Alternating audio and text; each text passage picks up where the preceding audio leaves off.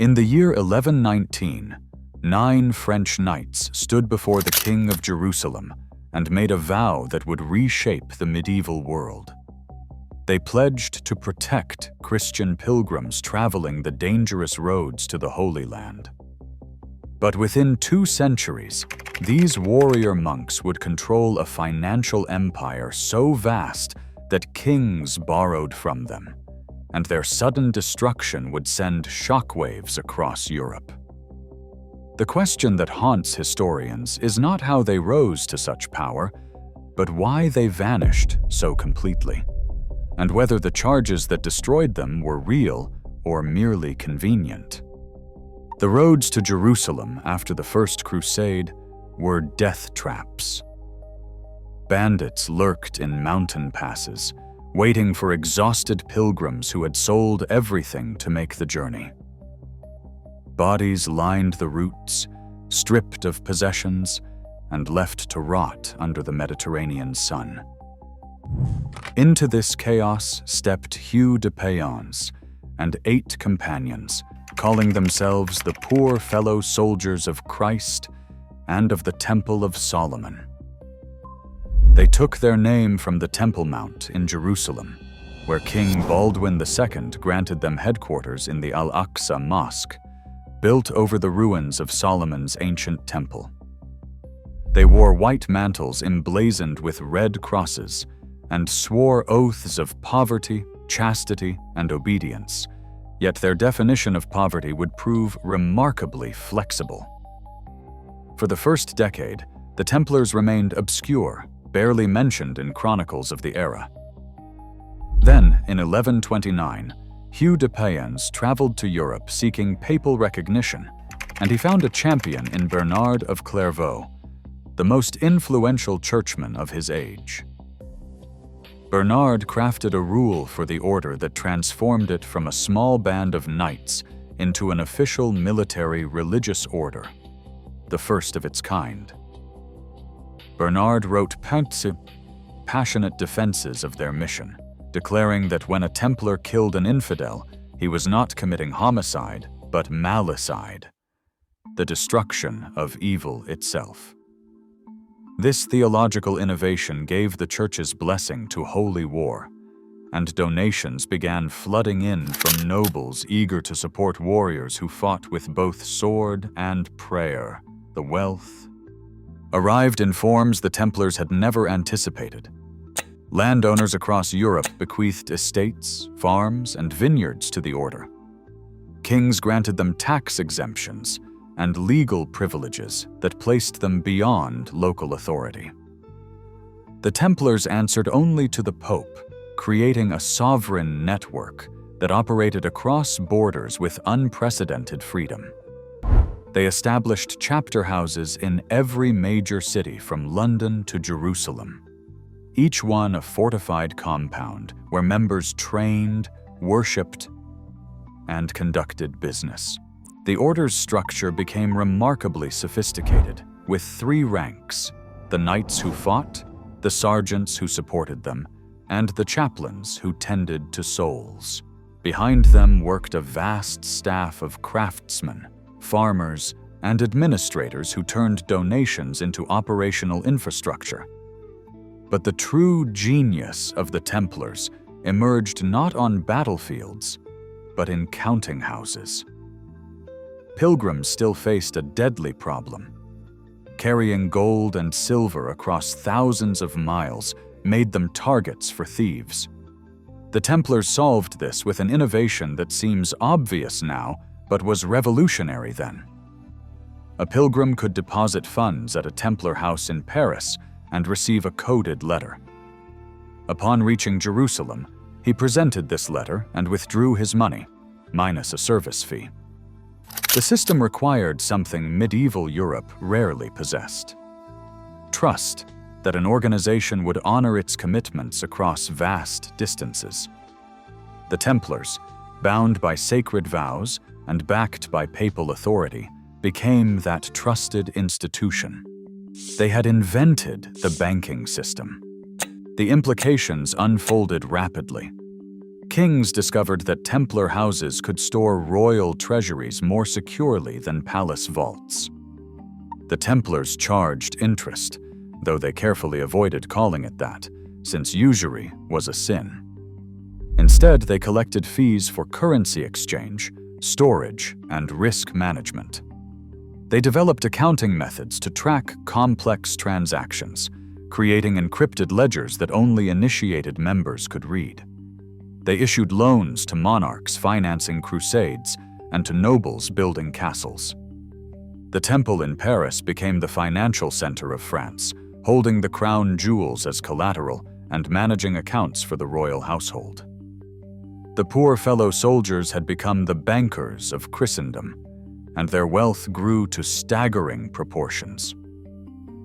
On the battlefield, their reputation proved equally formidable.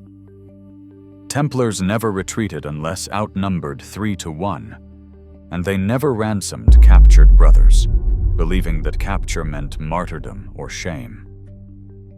They fought with calculated ferocity at battles like Montgisard, where 80 Templar knights helped defeat Saladin's army of 26,000.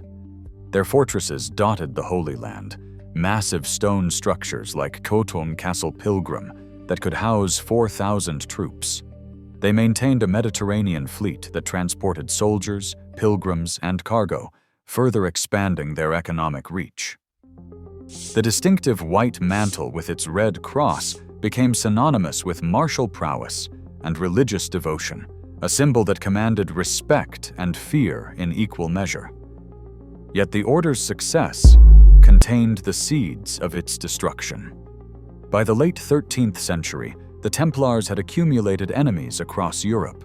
Debtors resented their creditors, and rumors spread about secret initiation rituals conducted behind closed doors. The loss of Acre in 1291, the last Crusader stronghold in the Holy Land, eliminated the Templars' original purpose. They withdrew to Cyprus, but questions arose about why warrior monks needed such vast wealth if there was no Holy Land to defend. The order's independence from secular authority, once an asset, now seemed threatening to kings who sought to consolidate power. No monarch felt this threat more acutely than Philip IV of France. Philip the Fair, as he was called, ruled a kingdom chronically short of funds. He had debased the coinage, expelled the Jews and seized their property, and still owed massive debts to the Templars. The royal treasury resided within the Paris Temple, a daily reminder of his dependence on the order. Philip began quietly investigating the Templars, gathering testimony from expelled members willing to make accusations in exchange for coin or clemency. He found willing witnesses who claimed that Templars denied Christ during secret initiations, spat on the cross, and engaged in obscene rituals. Whether these charges reflected truth or fabrication remains debated, but Philip presented them with calculated precision. On Friday, October 13th, 1307, royal agents across France executed simultaneous arrests of Templars in a coordinated operation that required months of secret planning. Thousands of brothers found themselves in chains, accused of heresy and depravity. The elderly Grand Master, Jacques du Molay, who had led the order for 15 years, was seized in Paris. Philip understood that accusations alone would not suffice. He needed confessions. Medieval justice accepted torture as a legitimate tool for extracting truth, and Philip's inquisitors applied it liberally. Under agony, many Templars admitted to the charges, though some recanted when the pain stopped, only to be tortured again until their confessions held. The Pope, Clement V, found himself in an impossible position. Philip had maneuvered him into dependence, installing the papacy at Avignon, where French influence dominated. Clement issued a bull ordering all Christian monarchs to arrest Templars in their lands, though other kings moved more cautiously than Philip, sensing political opportunism behind the religious charges. In France, the trials dragged on for years, with Templars testifying under duress to increasingly bizarre accusations. They supposedly worshipped an idol called Baphomet, though no two witnesses agreed on what it looked like.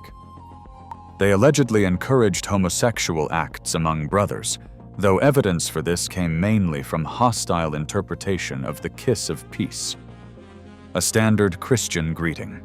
The charges multiplied in grotesque detail, yet hard evidence remained elusive. In 1310, a remarkable act of courage unfolded. 54 Templars who had confessed under torture recanted their statements before a papal commission, declaring they had lied to stop the pain. This presented Philip with a legal crisis. Recanted confessions could invalidate the entire case. The king's response was swift and brutal. He declared the 54 men relapsed heretics, a charge that carried an automatic death sentence. They were burned alive outside Paris, maintaining their innocence as the flames consumed them. The message to other imprisoned Templars was unmistakable. Confession meant prison, but recantation meant death. The final act came on March 18, 1314, when Jacques de Molay and 3 other Templar leaders were brought before a public tribunal in Paris to hear their life sentences proclaimed. For 7 years, the elderly Grand Master had endured imprisonment and torture. Now, standing before the crowd, something shifted within him. Instead of accepting his sentence quietly, de Molay shouted his retraction. He declared the Templars innocent and himself guilty only of betraying the order through false confession made under torture. Geoffrey de Charny, the preceptor of Normandy, joined him in this final defiance. Philip, watching from his palace, ordered immediate execution. That evening, as the sun set over the Seine, de Molay and de Charny were burned on a small island in the river. Witnesses reported that de Molay maintained his innocence to the last breath and called upon God to judge his persecutors. Legend claims that de Molay summoned both Pope Clement and King Philip to meet him before God's throne within a year. Remarkably, both men died within months, Clement in April, Philip in November. Medieval minds saw divine justice in this timing, though historians note that both men suffered from existing illnesses. The Templar order, however, was extinguished. Pope Clement officially dissolved it in 1312, transferring most assets to the rival Hospitallers, though in practice, Philip seized the French properties. Across Europe, Templars who escaped execution melted into other religious orders or returned to secular life. 2 centuries of accumulated wealth, knowledge, and institutional memory dispersed like smoke. What happened to the legendary Templar treasure? This question has obsessed treasure hunters and conspiracy theorists for centuries. The order possessed immense movable wealth in addition to land. Gold, silver, religious relics, and financial documents recording debts owed by half the nobility of Europe. Ships reportedly left La Rochelle shortly before the mass arrests, their destination unknown. Some speculate Scotland, where Templar refugees may have found sanctuary with Robert the Bruce, himself excommunicated and thus unconcerned with papal bulls. Others suggest Portugal, where the order simply renamed itself the Order of Christ and continued operating. The evidence remains frustratingly incomplete, a historical puzzle with missing pieces that may never be found. The destruction of the Templars served as a warning to other powerful organizations that independence from royal authority came with existential risk. The medieval world was shifting toward centralized nation-states that tolerated no rivals, and an international order answering only to the Pope represented an anachronism that ambitious kings could not permit.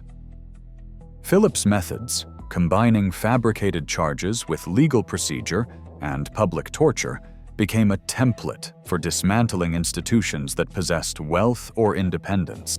The techniques would echo through history in various forms, each time demonstrating how fear, greed, and political calculation could destroy even the most established institutions.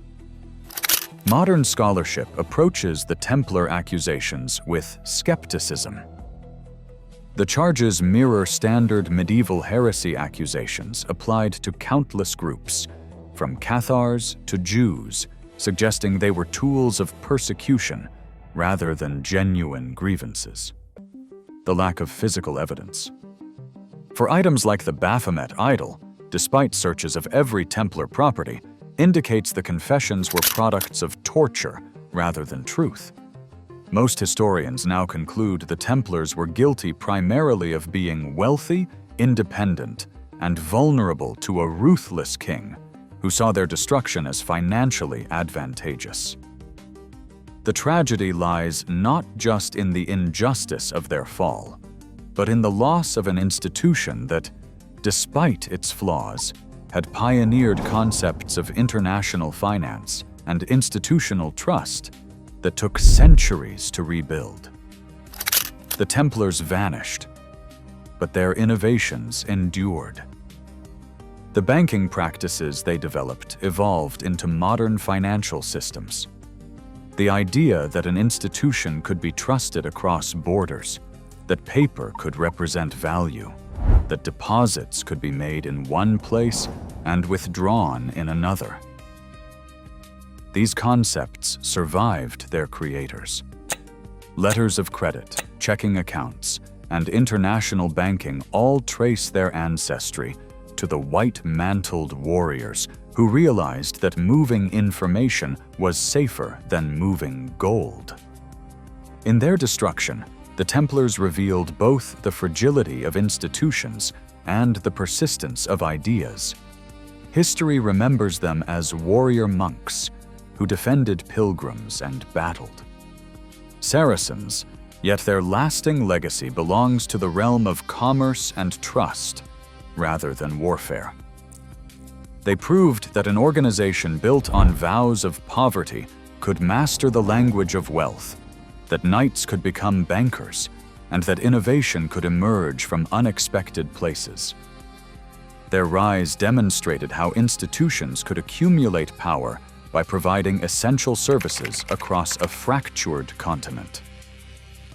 Their fall revealed how quickly accumulated power could be dismantled when it threatened those with greater force and fewer scruples.